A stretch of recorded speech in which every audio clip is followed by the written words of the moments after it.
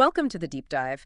We have a really fascinating and maybe a bit unusual journey for us today. Definitely different. One of you, the learner, shared an audio recording. It's called Gang Stalking Answers, Solutions and Honest Advice.mp3. It's by a Scott Snitzer from Buffalo, New York. Right. And he identifies himself as a, quote, targeted individual.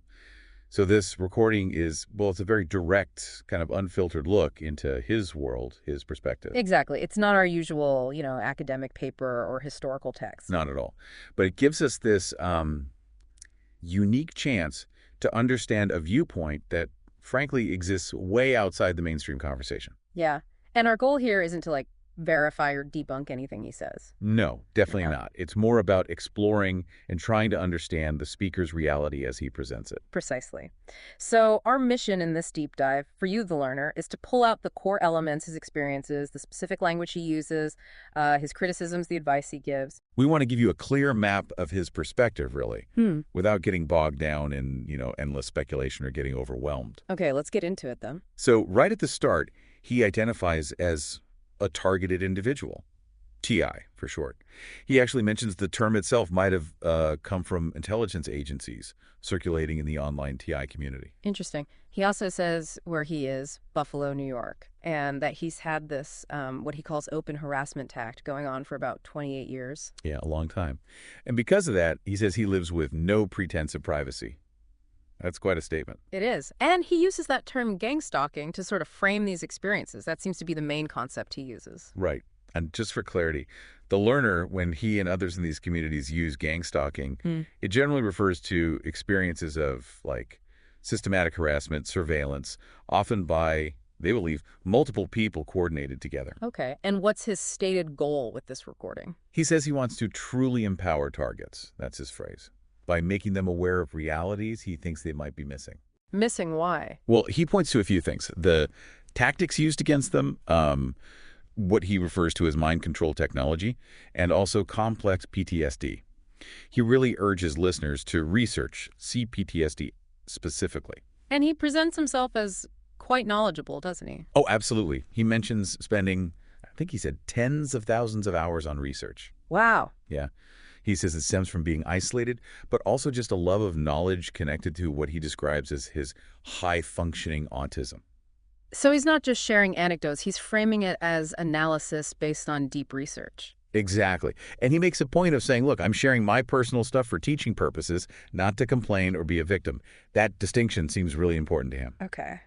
Then he kind of pivots, right? He starts critiquing activism within the TI community itself. Yeah, pretty strongly. He basically says he thinks most of it is a waste of time, energy, and money. That's quite a stance to take within that community, I'd imagine. Why does he think that? Well, his argument is that fundamentally society is structured, by those in power to anticipate and essentially neutralize these kinds of issues anyway. Oh. Through existing structures. He mentions laws, diagnostic tools like the DSM-5, the way the news covers things or doesn't cover them, and how information is compartmentalized within big institutions. He seems to see it as part of a much bigger picture. Totally. He suggests that things like direct energy attacks, government stalking, harassment, the stuff TIs report aren't isolated. They're part of a wider pattern of people being mistreated in various ways by the system. And he connects it all to global corruption. Yeah, he posits that this whole program, as he sees it, is tied into corruption at a global level, which makes trying to expose it really, really hard. Yeah. And potentially dangerous. So a very entrenched system he's describing. His skepticism, though, it doesn't just stop at, government or official channels. No, it extends right into the media, both mainstream and alternative. He claims mainstream news actively covers this stuff up. Okay, maybe not surprising given his perspective, but alternative media, too. Yes. And this is interesting. He says many figures in alternative media are, quote, covered or just unreliable. He even names a few prominent names. Right. And he goes further, suggesting news outlets just make things up, hoax stories. He specifically brings up Myron May and Christopher Dorner, names often discussed in the TI community, sometimes seen as, potential TIs who fought back. But he has a different take. Very different take. He suggests they're actually still alive, and their stories were basically fabricated events, hoaxes. That definitely goes against how some in the community view those figures, doesn't it? Like martyrs. Exactly. He's very critical of that martyr narrative. He flat out calls them actors. It really shows you there isn't one single viewpoint, even within this specific group. Okay, so if that's his view on the societal structures and media. What does he think is actually happening? Like the mechanisms behind it? Right. He gets into technology. He talks about advanced tracking and surveillance tech, stuff he speculates might have been around for like 50 years already. 50 years, wow. And capable of what? Influencing emotions, thoughts, moods. He believes it's quite sophisticated. And he thinks this is widespread. His premise seems to be that everyone has a file of some kind, that society is just geared towards control and information gathering on a massive scale. So, given that belief in advanced tech, what's his advice? How should people respond? Well, interestingly, he advises against trying to, outsmart the perpetrators. Why? Because he thinks they're using things like AI, maybe even quantum computers, Yeah. and getting real-time instructions through tech, like Bluetooth earpieces or something called Voice of Skull. Voice of Skull, can you clarify that for the learner? Sure. Voice of Skull, sometimes called V2K, is this hypothesized technology where sounds or voices are supposedly transmitted directly into a person's skull, bypassing the ears. So they hear it internally. Okay. He also mentions radio frequencies, microwaves. Yeah, RF and microwaves. He suggests these could be used to influence thoughts and emotions, too. These kinds of technological explanations pop up frequently in these discussions. But then he shifts focus quite dramatically, doesn't he? Away from the external. He really does. It's a major turn in his advice. He strongly urges listeners to stop focusing so much on the outside stuff, the perpetrators, the activism, and instead turn inward. Focus on internal well-being and what he calls deprogramming. Deprogramming, what does he mean by that? It seems to mean kind of unlearning conditioned responses, critically examining your own thoughts and beliefs, maybe undoing perceived manipulation or mind control influences. But learn about gang stalking and gaslighting. Yes, understand the concepts, he says, but don't let those terms define you. He sees that as potentially giving away power. He's quite critical of what he calls the victim mindset. Very. And also critical of relying too much on, say, TI community support calls or websites constantly. He thinks the really helpful information is often broader stuff about nutrition, general health, methods for that deprogramming or self-reflection. Does he suggest connecting with others at all? He does. He advises networking, Yeah. but specifically with rational targets, he says. But he also warns you'll probably encounter unreliable people too. Be discerning. Does he recommend any specific resources? He gives a shout out to one channel, Gang Stalking Manual Official, calls its advice fantastic. Okay. But he also warns against some content. Yeah, he cautions against stuff that's mainly about fear-mongering, even if it has some good advice mixed in. He thinks the negative emotional hit isn't worth it. Right. So let's talk about the positive advice then. The self-care, the empowerment. What does he recommend specifically? It's quite practical, actually. He really emphasizes nutrition, overall physical health, and actively, consciously working on deprogramming your brain.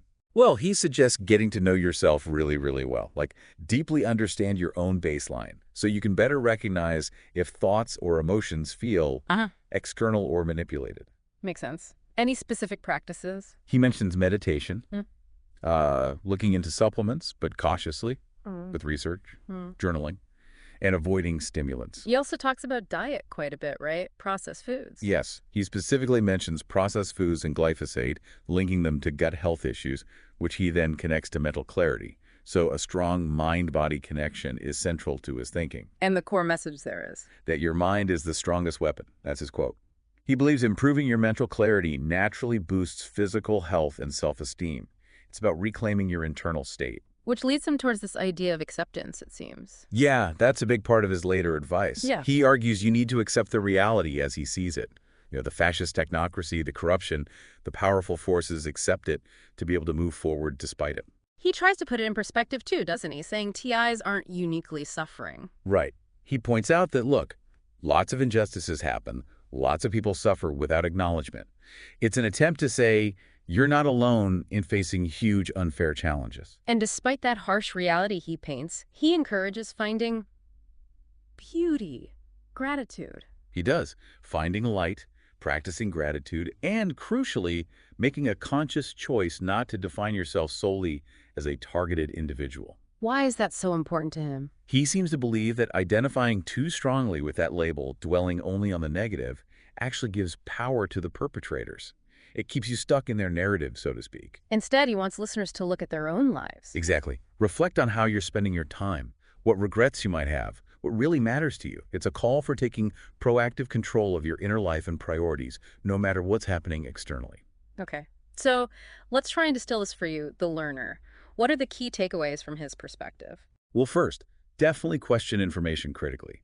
Be really discerning about your sources. Avoid stuff that just wastes time or ramps up fear. Second, prioritize your own well-being massively. Hmm. Physical health, diet, exercise, sleep, mental clarity, things like meditation, that critical self-reflection or deprogramming, and building emotional resilience. Third, develop a strong sense of self. Self-esteem that's internal, not dependent on what others do or say, including any alleged perpetrators. And fourth, a big one, accept what you perhaps cannot change externally and focus your energy intensely on what you can influence: your own thoughts, your reactions, your actions, your internal state. And maybe a final point. Cultivate awareness about how emotion and thoughts might be influenced or manipulated, whether by technology as he believes or just through conditioning. Be more critical of your own internal landscape. So wrapping up this deep dive, we've journeyed through the perspective of Scott Smitzer, this self-identified, targeted individual based entirely on his audio recording. We looked at his terms, like gang stalking, his views on activism, society, the media, the tech he believes is involved. And particularly his strong emphasis on focusing inward on self-empowerment, self-care, and deprogramming. And it's worth saying again, the learner, this has been an exploration of one person's interpretation, their personal narrative about these experiences. Absolutely. His central message really boils down to a call for self-reliance and inner strength as the primary tools for navigating what he describes. And given, the complex and sensitive nature of all this, we really encourage you, the learner, to consider everything we've discussed within the specific context of his personal story and stated beliefs. Right. Which brings us to our final thought for you. Given this speaker's heavy focus on building internal strength, on self-reflection, on this idea of deprogramming, how could those principles maybe apply more broadly? How might we all use them to navigate the sheer volume of information, the different influences we encounter every day in the modern world, completely regardless of the specific claims in this recording? Yeah, that's definitely something to think about. Thanks for joining us for this deep dive.